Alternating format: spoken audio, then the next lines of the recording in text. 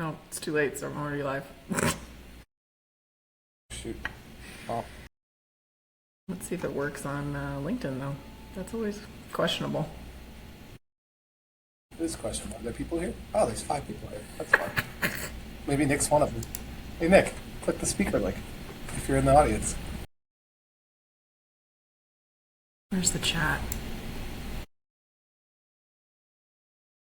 I love the videos. Like, I've gone back and just made sure that it's not, that it's actually uploaded correctly. And it's usually us just like sitting there awkwardly for like the first 5 I minutes. think Like, that should always be the. Yeah. He tried to log on with his work computer and it didn't work with Riverside, so he's getting his own computer. But yeah. okay, we are live now on LinkedIn too. So, hey, that's good. Oh, cool. Sweet. Hi, everyone. I know, I finally figured out how to do this. I am like, it only took 2 months, Nilo. Oh, here's Nick. Here we go. This is significantly smoother than it was Right? when we first started. I feel like you just needed Caroline Rim. She to, is like the magic. make it happen. Yeah, she's the magic lucky charm. We'll see if Nick has any good juju too. Is this working? Yes. Yeah. Okay. It's hard to hear you My a little work, bit. my work Do you have- computer. Okay. Shoot. My work computer. AIML, so it wouldn't let me do it from my other computer. Which is weird. Got it. Okay. Is the mic okay? It's okay. Yeah, I can hear you. You're a little soft. Just speak louder. I can do that. Is the mic okay? I don't know. He's kind of an awesome dude. Hi. Awesome, dude. There he is. Starting off with jokes. Woo. Yeah. I mean, All right. that's what we got. That's the state of the world. We got to start with jokes. Hi, everybody. Welcome to Trying to Keep Up, which we talk about the week at FDA and try and keep up with what the heck's going on at the agency. We have a very special guest this week. If you can't tell, Nilo and I are like bringing in our friends because while we're interesting, I feel like adding an extra person who's pretty bad A is also, We have cool we have friends. really cool friends. Let's not brag. So Nicholas W. Werner, can you do a quick intro about who you are, how we know you, and what your joke is? Yes, I'd be. Well, I wrote 2 jokes down. I wasn't sure if one was going to land, so okay. let me know. Okay. We'll be the judge of So that. yeah, We'll let you know. it's great to be here. Yeah, so I'm Nick Werner. So I am currently a director of regulatory affairs, doing reg intelligence, policy advocacy for Cooper Vision.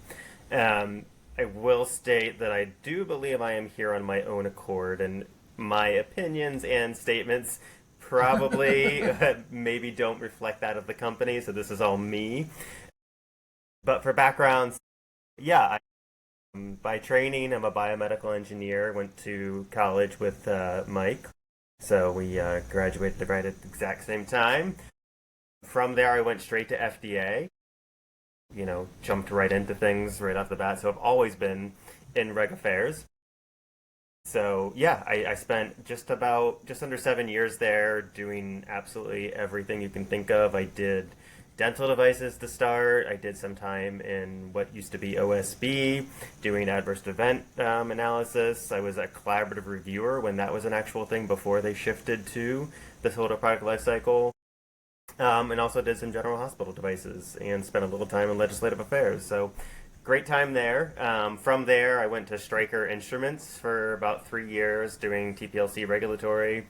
Then went into consulting for years and then did a startup, which was awful, and then ended up back at a big company. And I absolutely love what I'm doing now because it's intelligence and policy and advocacy, which is like my bread and butter and what I've always wanted to do. All right, so here's my really bad joke. So what is a regulatory professional's favorite brand of diapers? I know the answer to this one because it was in my office. It's gonna be like Huggies or Pampers or like, oh, I don't know. Depends.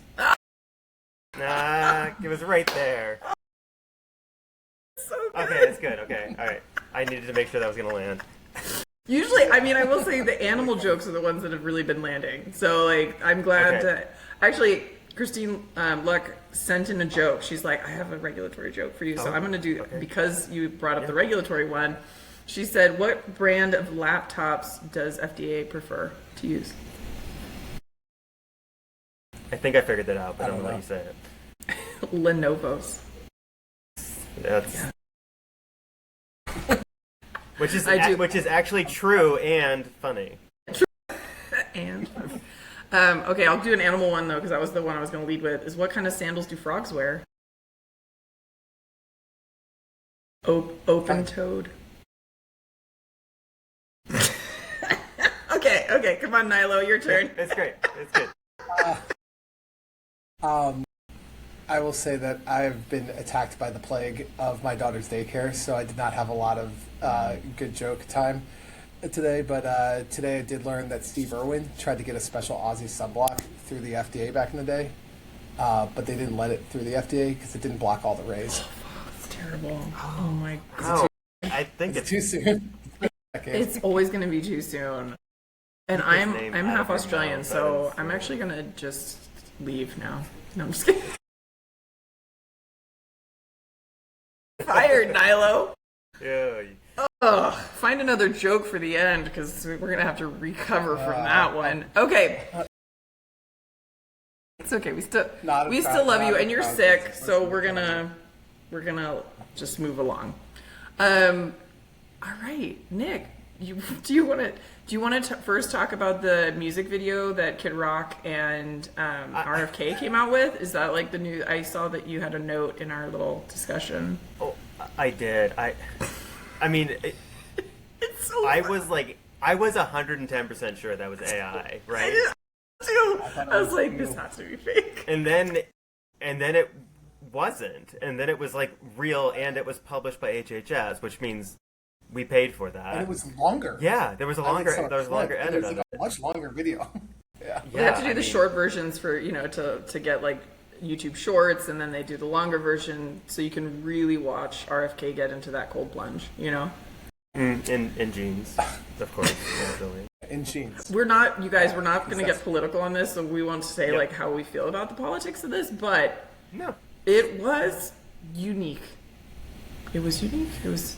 I've never Give me seen a real another strong- HHS secretary post something like that. It gave me a strong Tobias Bluth getting in the shower in jeans kind of thing going on. There are dozens of us. Also, nothing says health and wellness and good fitness like Kid Rock. Yeah, that's true. I'm sure Sebelius would have done the same. I'm going to say it. I miss Jeff Shuren through the microwave. Remember when he had the video? And That was a it was great good. He was like, let's talk about this. And we're going to talk about that. And it was like, it walked you through, like, the O-cell and the different buildings and, like, what they did. But, I did follow the FDA and HHS like Instagram account because Allison, you told me to on one of these, and those videos are just off the wall. It's that woman is intense. I kind of like the music, too. It's like, why are you yelling at me? Why are you yelling? Gotta turn your volume down. Listen to that. Yeah, I will say I was watching it and something, it was loud, and my kid's like, "What are you watching? Is that person okay?" And I'm like, "Yeah, sorry, let me turn the volume down." Anyway, The answer is no. the answer is no. Nothing's okay. Blink twice. All right, let's actually talk about stuff that did happen at FDA. Does anyone want to go first? Nilo, since you feel great, I'll go yeah. first. Yeah, I feel awesome. No, we're coming back around. The meds are kicking in. I didn't see any new de novos, but I did see a couple of cool new PMAs. One is the Optune Pax, I think it was by Novacure, which was pretty rad. It's like electric field to help with pancreatic cancer. And I should know more because one of the people in that group, I'm actually working for them on a entirely different project, and they were very excited. But I know it was a pretty good journey. I know it was a good journey with the FDA, kind of explaining how that worked, and they had a good experience with the FDA review team. So I think that's a shout out to the folks who worked on that one. And it's a cool, anything with pancreatic cancer, I think that helps. That's one of those cancer ones that's a real short timeline. So it's a super deadly one. Yeah, and actually they put some pictures up on. They finally put the approval order and everything up, and they show how it's like being placed on the patient. I love devices for this, right? Like I know it's meant to be used with some of the other drugs that they're currently on, but also it's just like, oh, it's so exciting. Big win for patients. Very cool. Yeah, I thought that was cool. Finally, a device is not just like cutting a piece of you out; it's actually like treating, which is I love it. Yeah, more options. There was another PMA, two. There was the LimiFlex. At least one. I only put one. Yeah, so there was Optune Pax. I'm sorry, again, I didn't put them into our notes, but there was the LimiFlex Dynamic Sagittal Tether, which looks just. I thought that one was notable that it had a 2022 submission, so that must have not been a joyous. Probably some more pathway. clinicals. Yeah. It was empirical spine, and it's designed to restore natural segments motion and stability after lumbar decompression by augmenting the posterior tension band. And so it's an alternative to spinal fusion. So oftentimes you'll fuse vertebral bodies, and this is really it wraps around the spinous processes, and it works when you like bend forward. It engages when a patient bends forward, which avoids delivering excess force and stress on the spinous processes with each step. So pretty cool, pretty substantial clinical study, and it was submitted in the original one was submitted in 2022. So very cool. And then finally, the last PMA was the Optimum Infinite Orthokeratology Lenses 2. You have to say that with that accent. I don't know why. That's how they're pronounced. This one was submitted in 2024, and it is FDA approved for overnight wear to temporarily reduce myopia and astigmatism. These high permeability lenses allow maximum oxygen to the cornea, offering improved comfort and a high performance material for overnight reshaping. So let's talk to the guy who works for Cooper Vision. Oh yeah. Did you know about this? So I didn't know about that one specifically, but Ortho-K lenses are absolutely crazy cool. I before starting here, I had no idea that you could do like braces for your eyes essentially. So what's really cool about these is like especially for kids, not that we market it that way, but for children who don't want to wear glasses all day and have like either really bad astigmatism or a really, really intense prescription for which soft lenses aren't going to work, they put these lenses on overnight. They're specifically designed for the shape of that person's eye, and they'll reshape it into the right shape so that they can see clearly throughout the day. So they wear them overnight, it forms the eye, and then they take them out and it stays how it should all day, and they can see clearly throughout the day, and then they pop them back in at night to reshape again. And then they don't have to worry about putting other lenses in. They don't have to worry about glasses. They're really, really cool. So, like, how long does it last? You said, like, for the rest of the day? Like, do you have to wear them all every single day? Yeah, so here's where it gets interesting, and here's where, I think it's already interesting, but keep going. Well, it's about the indications, right? So there's this hot debate right now in what is the myopia world of myopia control versus myopia treatment. So what Cooper Vision has is we make soft lenses that are actually for slowing the progression of myopia. So kids can wear soft lenses, and over the course of time it actually limits the progression of your myopia. So a kid that might have been like a -7, -8, -10 myope, they can stop that progression at a young age, and then their eyes will not get worse as they wear these lenses, and then they can be done. With Ortho-K, the thought is that it can do the same thing, and in certain countries they actually are approved for such an indication. So the expectation is you wear these long enough, you continue with the treatment long enough, it could potentially slow that progression. So while right now the way in which they're prescribed in the U.S. is you just wear these indefinitely to shape the eye overnight, potentially it could slow that down. So I think that's, these things are amazing. That's so cool.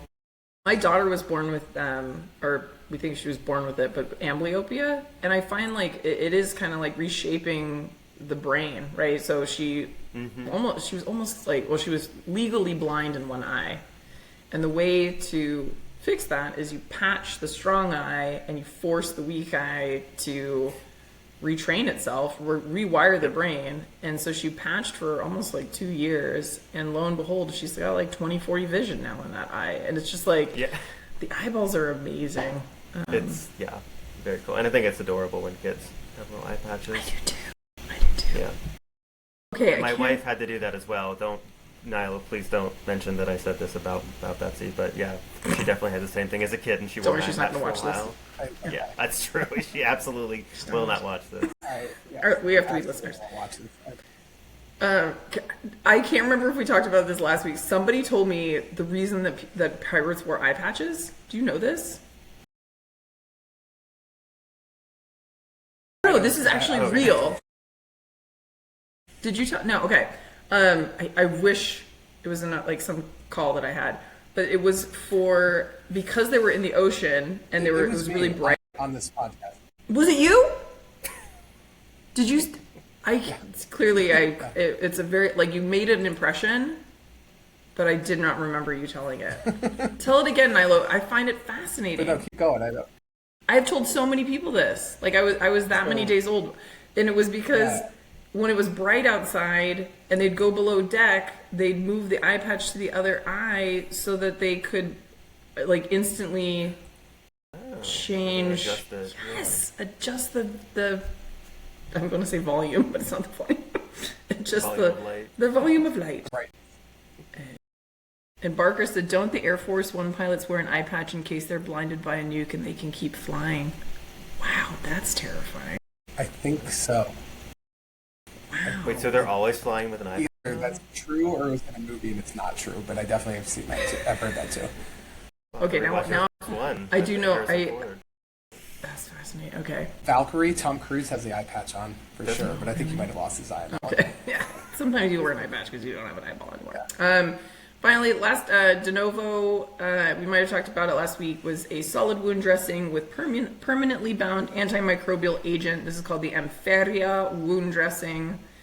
I think it's from Sweden, and it's pretty awesome. They finally just put the classification order out. The decision summary is not out, but it's intended to cover and protect dry to low exuding wounds, and maintains an appropriate moisture balance within the wound. So that's the indication. But this is a dressing that has permanently bound antimicrobial agent consisting of solid wound dressing. The antimicrobial agent is on the substrate surface. It is used to cover and protect a wound, to absorb, exudate, and to maintain appropriate moisture balance within the wound, and is intended for structural integrity. Antimicrobials are used for protectant purposes only, to reduce microbial growth within the solid wound dressing while in use, and to provide antimicrobial barrier to microbial penetration through the solid wound dressing. That's like such great regulatory gymnastics to keep this in CDRH, which I totally appreciate more so this week. But yeah, it's like when you go to their website and you see the claims that they're making for other countries, not for US, it's not US, but like the antimicrobial resistance risk is real, guys. And I feel like this is one of the things in the right step to try and reduce that in the world. Yeah. And yeah, but you can't say infection or hospital-acquired infection or reduction or anything like that, because trying to prove that is like impossible. And also makes it a drug. Yeah. Oh yeah. Carrie is, you and Carrie are like of the same mind. I'm looking at the comments. I agree. I also I understand FDA's limitations with like what they can and cannot do and say from like a regulatory perspective. And I always appreciate it when FDA can be a little creative and work with the companies and work with us to find a path forward in the name of public health. Like, why that just makes a lot of sense. So anyway, Yeah. that's my story. I'm sticking to it. Cool. What else? I've got one that actually Lee, who I just saw is in the chat as well, kind of sent along to me. But there's a 510K that recently got approved from Intuitive Surgical, and people are a little up in arms about it. And I saw it all over my link as well. Seems a little sus, but at the end of the day, I don't really know that it is. The gist of it is the Intuitive Surgical robot is being used to remove part of a tumor for mastectomy, right? I believe that's exactly what I said. And they have an ongoing IDE, but they submitted the 510K before the IDE is done with, I guess, preliminary results. It isn't totally clear to me. And it got approval, or got clearance for the 510K. And I think people, because of the visuals of, Bill Mizell works there. There's a bunch of ex-FDA people that work there, that this got some sort of special treatment. Some of the people were online. Heather Agler was the person who signed it, and Heather's awesome. Politely check yourself on LinkedIn if you're getting all up in arms. There's no impropriety going through Heather Agler, but it does. I do think that there's an optics, with all our ophthalmology talk. There's an optics problem when it looks like you've skipped some of the process, but it's still a 510K. There's not always clinical evidence of 510K. They might have had some good. The conversations online have been interesting. I don't know if you guys have seen any of it or talked. Oh yeah. Yeah, I think it's diabolical. There's like that one doctor, I think he's a doctor, that keeps posting these open letters to Intuitive and then to FDA.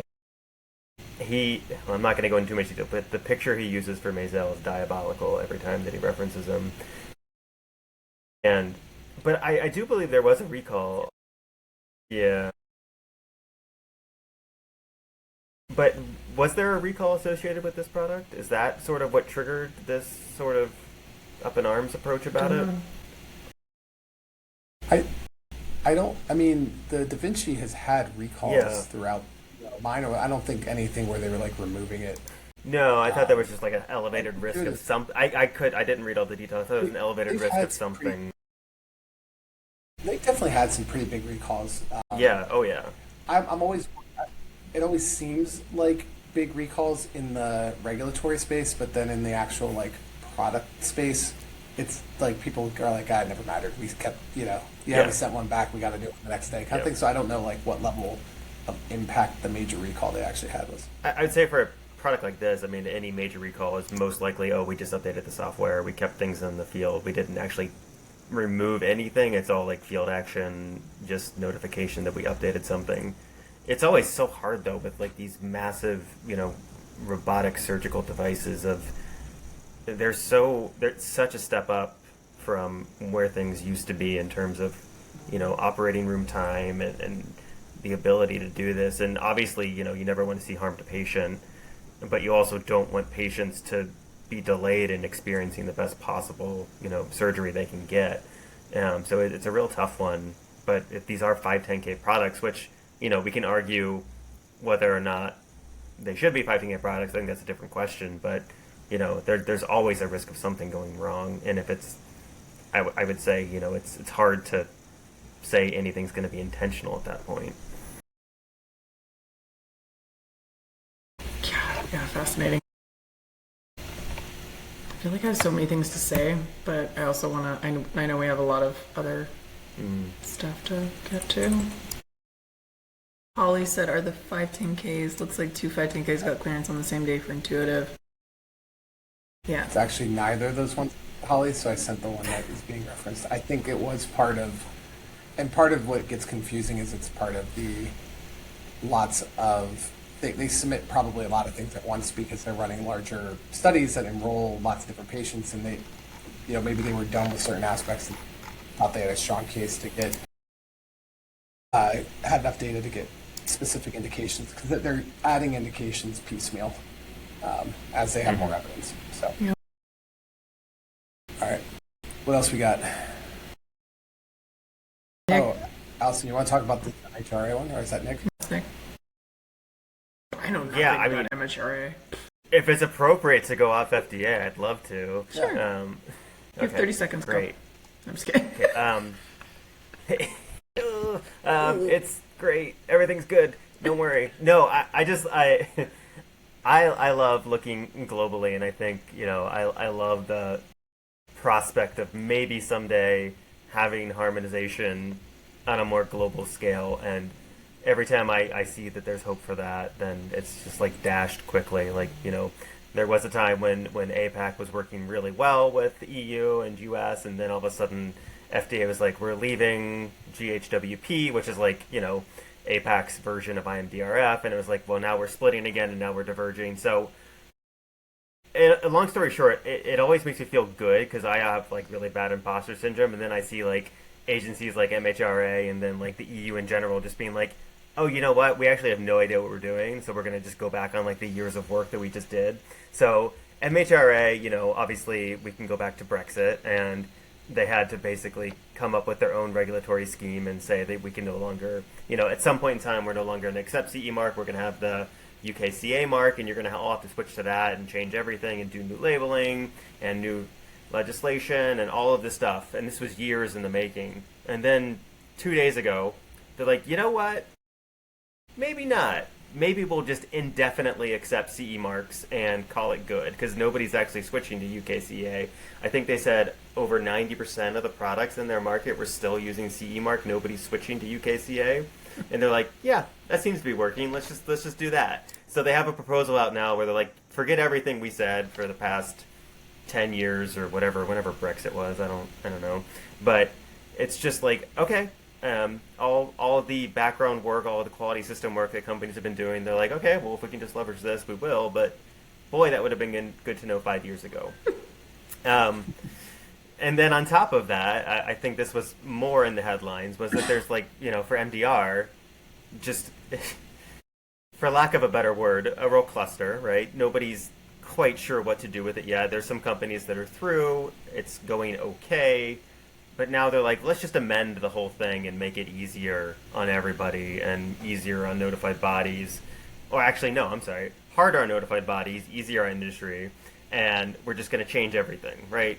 We're going to just, brand new amendment, it's going to go through legislation again, we're going to simplify where we can, we listen to your feedback. And again, this is something that's been around for so long, has been the bane of so many reg affairs professionals' existence, and now it's, yep, we're just going to go ahead and switch it up again. So, again, makes me feel good that, like, I'm not the only one that has no idea what's going on, because they don't know either, and, I'm here for it, because it keeps me working, keeps me monitoring what's going on there.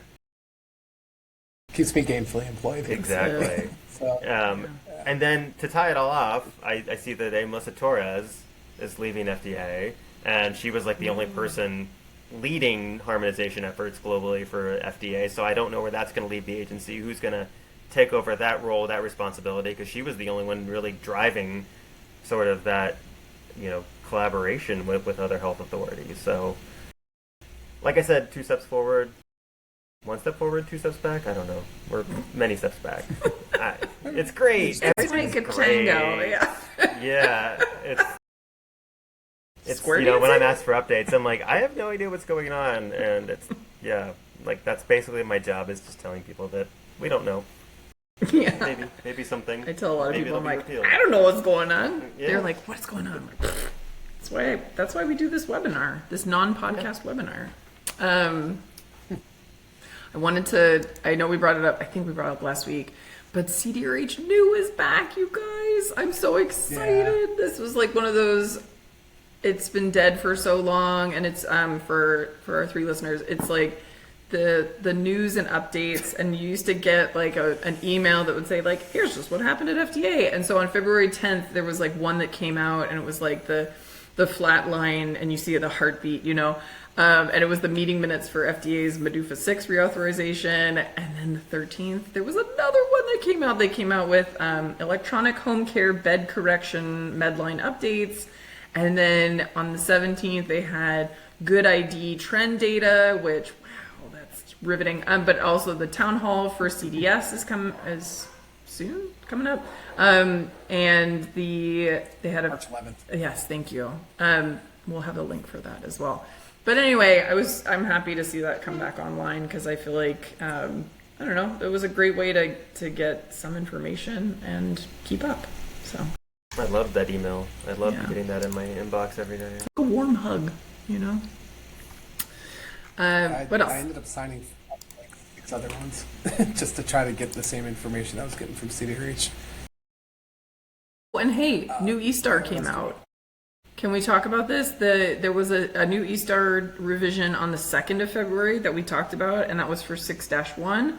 But on the 17th, which was 2 days ago, they came out with 6-2.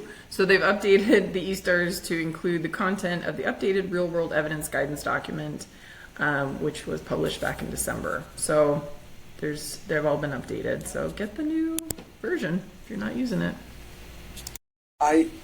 What I didn't know, but I learned because I actually went to the town hall for the real world evidence one, is it had a 60-day grace period, so it actually went active on the 17th.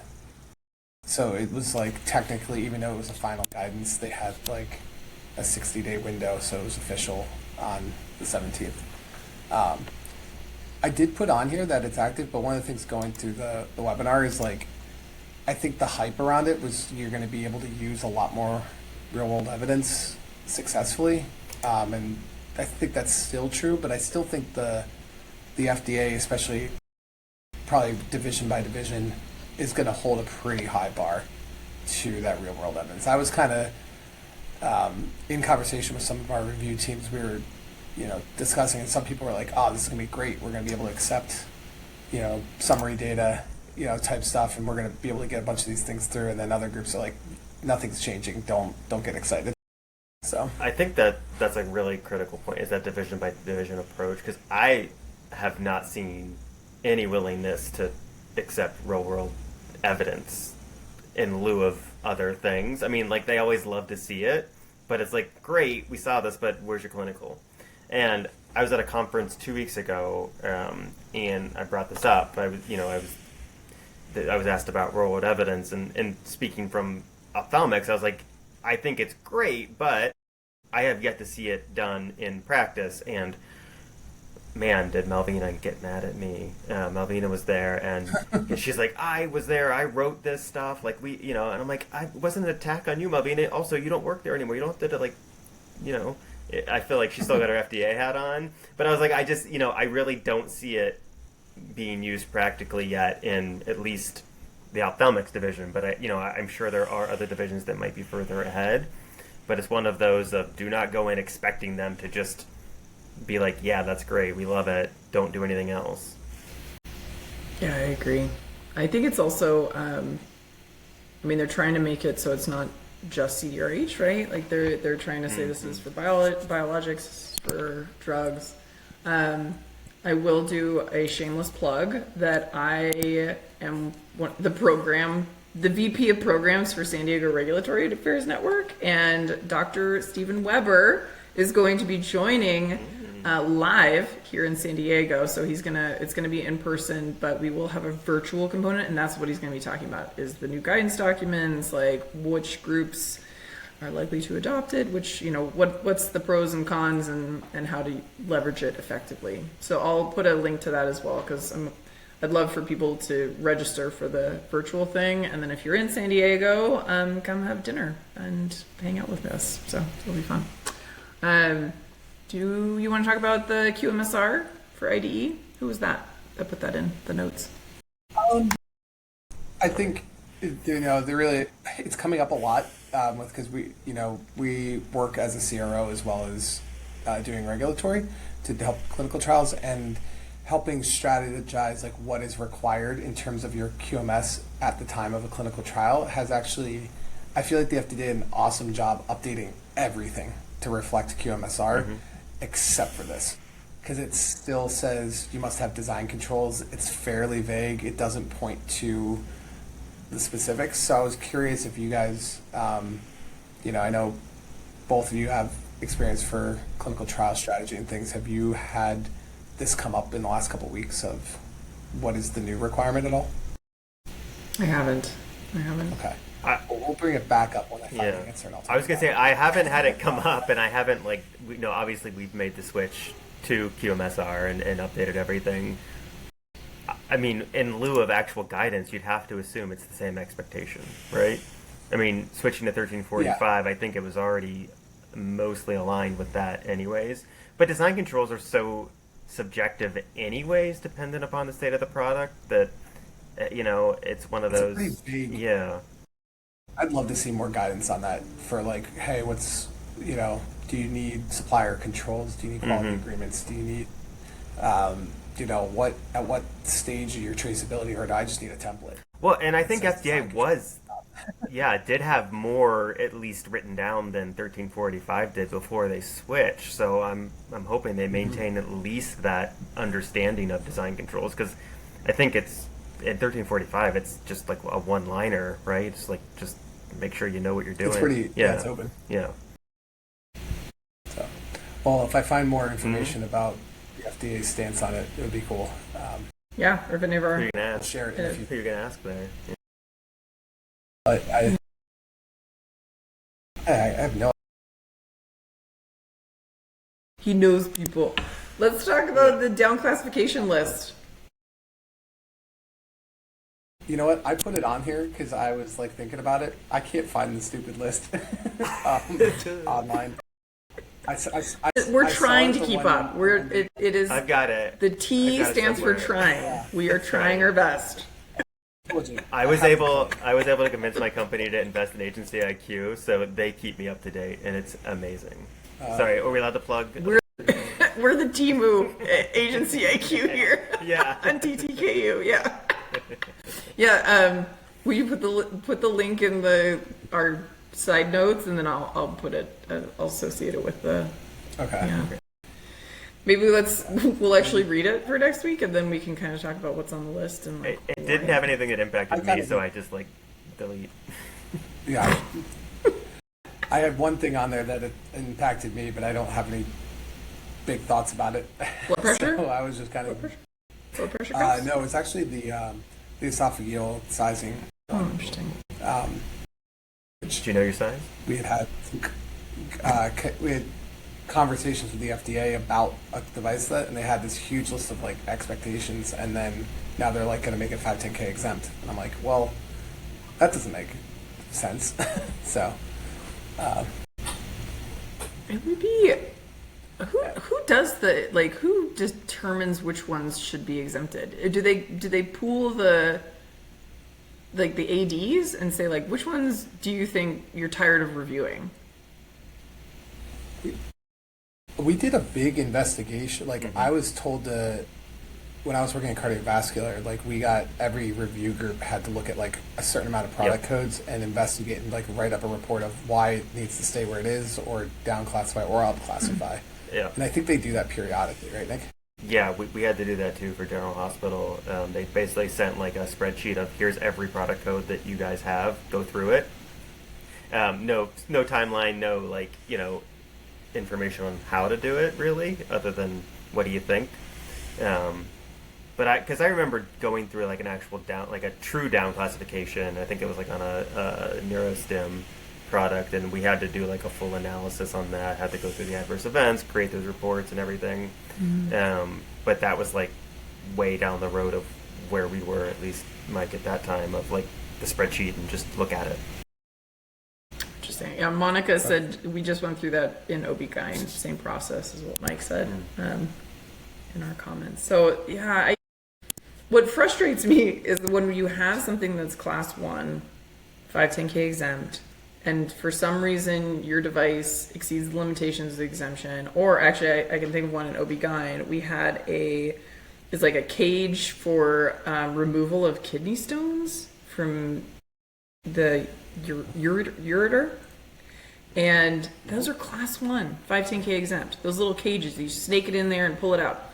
Now, if some reason it exceeds the limitations of exemption, I just remember that like group at FDA being like, what? Like these are exempt? Because they were exempted so long ago, and they were like, you're gonna need a clinic, like we need more data, like, and I was like, all of these are on the market. Sorry, guys. Like, sorry, not sorry. Like, you exempted it, but we're here because of this other piece. And they were just like, oh, no, this is going to be really hard. I was like, oh. I've been working with some, like, brain drug delivery devices. And, like, brain cannula are class 1 exempt. Are you serious? There's so many, like, neurosurgery tools that are class 1 exempt that are just, like, poking around in the brain, like parenchyma or going to, like, ventricular cannula. Some of them are class 2, but some of them are class 1 exempt, and I'm like, this is crazy. How is that possible? I bet you it's like that sign, like, these kids would be angry if they knew how to read.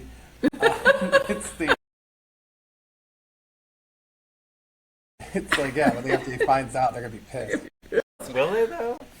But I'm just like, if it's clearly causing issues, right? And there's a signal, and you worked at OSB, right, Nick? Like, I feel like if there's something that's happening, hopefully they look at that and there's enough internal signals to like put that in the spotlight. But I think of it as like this giant Venn diagram. Yesterday I taught a bunch of folks that are learning about regulatory, about like class 1, class 2, class 3. And I'm always just like, there's always a caveat, right? There's going to be some class 1 devices that need a 510K because those are the reserved devices.